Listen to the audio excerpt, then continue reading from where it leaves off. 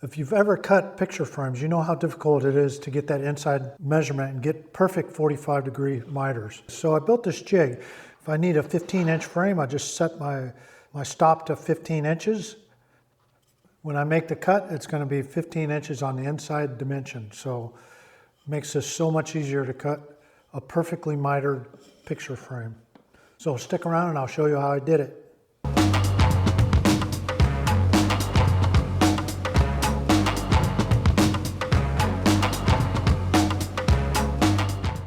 First thing I'm going to do, I got this 3/4 inch plywood. It's about 36 inches by 24 inches. I want a rather large one because I cut a lot of 20 by 30 frames. I need it to be fairly large. Now this is my steel frame. I don't have my aluminum square yet, so I'm just going to use this for a reference. I need this to be a 45 degree from the fence or the edge of this board. So let me mark this 45 and I'll make sure this stays parallel to that 45. What I'm going to do is I'm going to put a T-track in here for a stop. And I want this to extend. That'll give me about 30 inches on this side.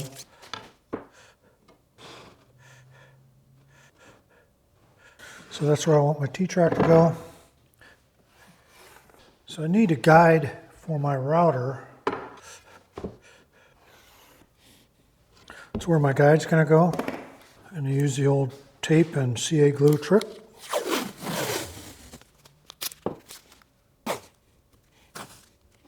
Yeah, sometimes I just like to use CA glue instead of the activator. That way it gives you a chance to line it up. If you use the activator, you don't have any time. Once you put it down, it's locked. This will give me 30 seconds or so to make sure it's on that line. I really love this plunge router. It's been working out really well for me. So the way you set the depth on this, so I know I got to go at least 3/8, bring that down to the table. That's my 0 point.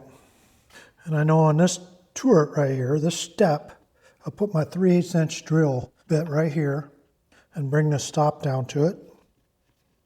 Make sure it's flat. Lock it down. When this stop hits that turret, it's going to be exactly 3/8. So that's going to be 3/8 in. But I don't want to do a whole 3/8. I'll start at 1/8 of an inch. And then I'll probably do the next pass at 3/8.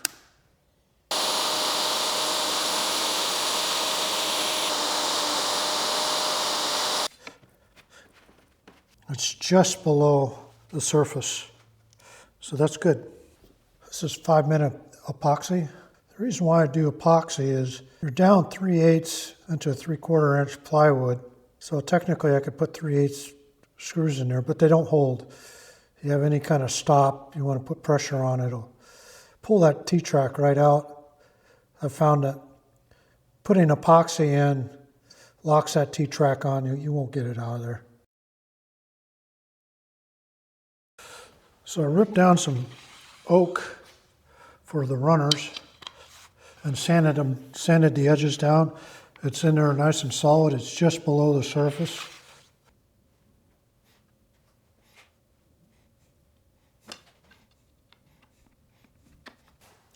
I'm going to use regular glue on this and then a couple drops of CA glue.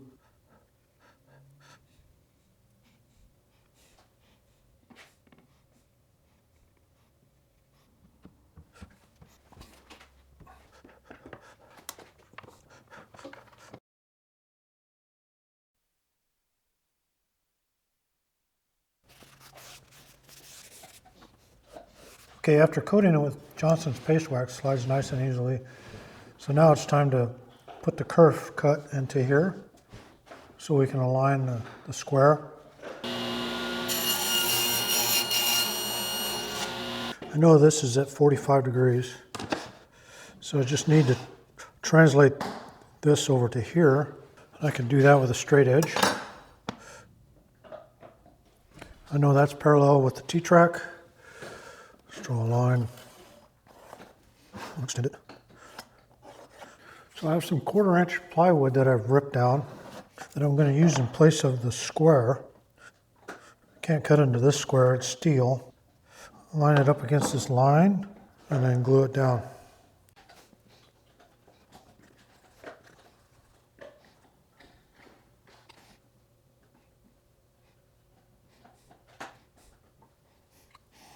I'm not going to use the activator just so I can have a little bit of time to make sure it's lined up perfectly.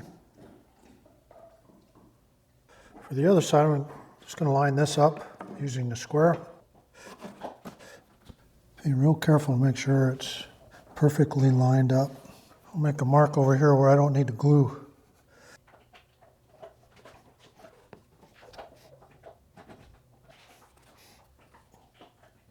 Make sure it lines up. Make sure it's perfect 90 degrees.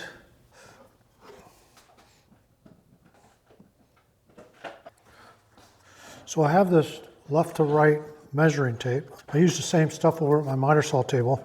And this reads left to right. You have to make sure you buy the right stuff. If you read right to left, then it'll read from like right here to right here. Left to right is what I need on this side.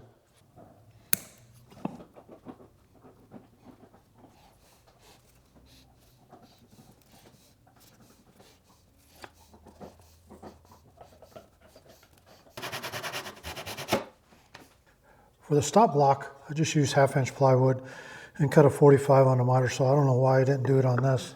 I made sure it was 45 degrees exactly. Now I'm going to figure out where my T-bolt goes.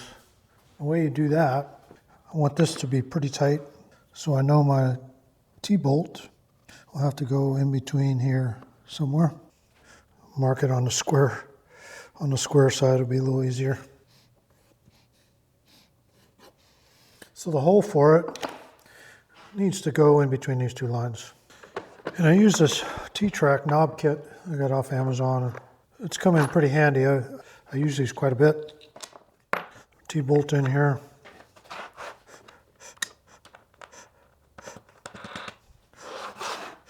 So now I'll just put my point, say 15, get perfect miters.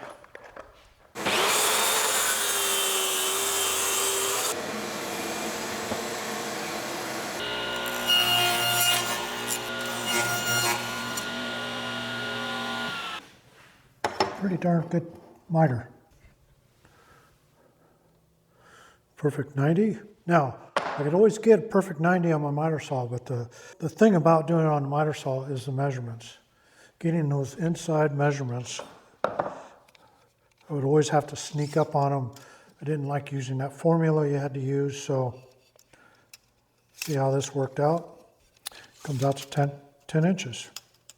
So this thing is pretty tippy when you bring it back. Get it away from the blade. So I went ahead and planed this runner down. What I'm going to do is glue this backer. This is 1/8 inch backer board. I just ripped down to fit into my T-slot. This glued onto the runner, just the front part, will keep it from pulling out.